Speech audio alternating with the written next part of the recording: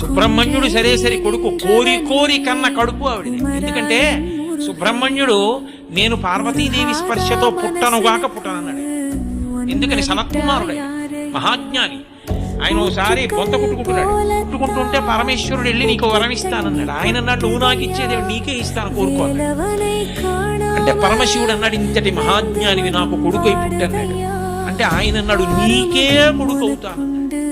పార్వతీదేవి ఇటు నీకే అంటే ఇటు నీకే అంటే నాకు కూడా. ఆయన అన్నాడు అమ్మ అలా నాకు అది కుదరదు, నువ్వు ఎంత జగన్మాతవైనా నేను గర్భవాసం చేయను, యోని సంభవుణ్ణి కాను, అందుకని నీ కడుపులో నేను పడుకోనన్నాడు.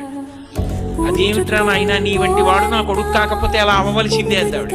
అయితే ఓ రాజీకి వద్దాం, నువ్వు ఒకనొకప్పుడు శరవణ తటాకంగా రూపాంతరం చెందావు నీటి సరస్సుగా హిమాలయ పర్వతం మీద, అందులో పడి బయటకు వస్తావు.